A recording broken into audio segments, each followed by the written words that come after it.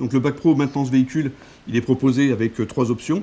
Donc l'option motocycle, l'option véhicule de transport routier et l'option voiture particulière. Au niveau des enseignements généraux, c'est identique. C'est uniquement lorsqu'ils sont dans leur spécialité, dans leur option, au niveau de l'atelier.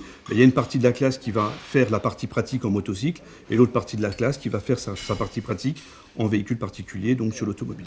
Donc là, on part d'un véhicule client où le véhicule a été refusé au contrôle technique et le client nous demande de vérifier son système de freinage. Alors dans la maintenance des voitures, donc en fait les jeunes passent un CAP et par la suite un bac.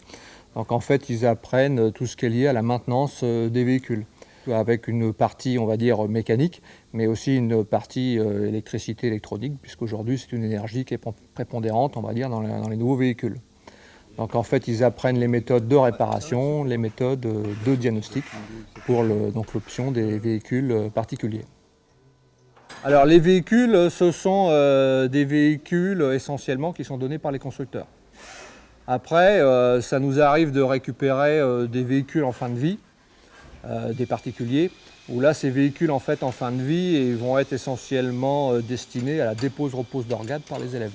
Alors que les véhicules donnés par les constructeurs, ce sont des véhicules actuels, donc en fait ils vont plus être gardés pour la partie diagnostique.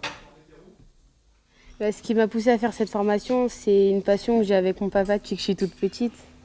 Et du coup, j'ai décidé de venir ici pour apprendre et en faire mon futur métier. La formation bac pro motocycle, en fait, elle dure 3 ans.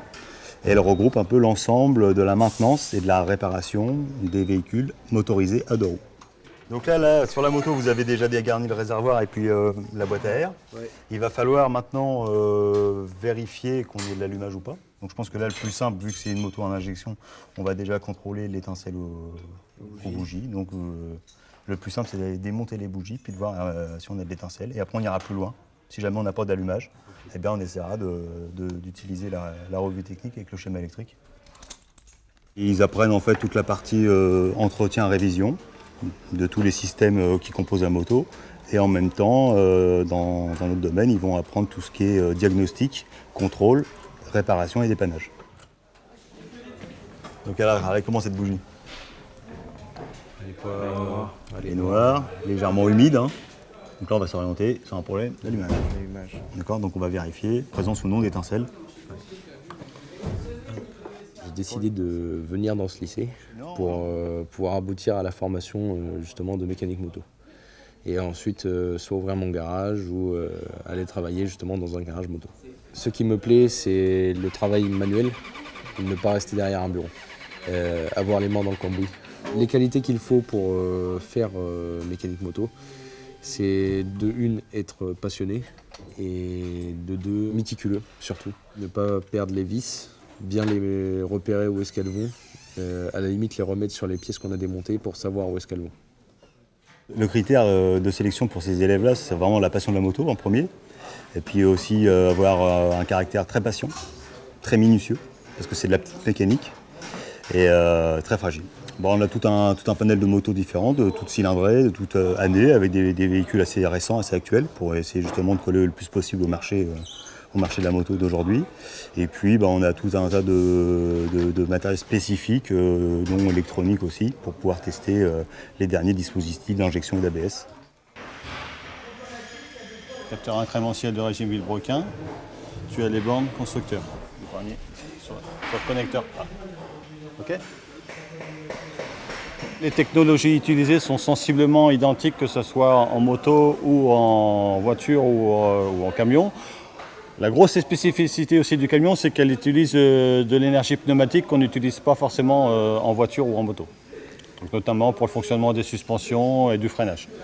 Donc les moyens mis en œuvre, donc, ce sont d'une part des véhicules et aussi également ça peut être aussi des supports dans des salles particulières, notamment en moteur. On les fait travailler sur des moteurs qui sont donc ciblés plus en salle. Ou sur des maquettes, que ce soit pneumatique, électrique, mais on essaye au maximum de les faire travailler sur véhicule, parce que c'est la finalité, hein, c'est ce à quoi ils vont être confrontés dans l'entreprise. La première des qualités, c'est donc la motivation du métier. La mécanique, c'est avant tout, à mon sens, un métier de passion, puisque c'est pas forcément très facile. On a souvent les mains sales. Les véhicules aujourd'hui sont équipés de haute technologie, donc il faut savoir faire de la recherche de documentation, savoir fouiner, faire des recherches sur Internet. Il faut avoir l'esprit assez logique. Donc on recherche ce genre de profil-là, d'élèves qui soient avant tout motivés par la mécanique. Parce qu'aujourd'hui, ce n'est plus simplement que du démontage-remontage, c'est aussi beaucoup de haute technicité, notamment utilisation de valises de diagnostic et exploitation de documentation. Quand j'étais petit, je voulais faire ça, dire mécanique poids lourd. C'est mieux que par exemple la voiture, il y a plus de place, c'est moins complexe. C'est une bonne formation, après il faut s'investir.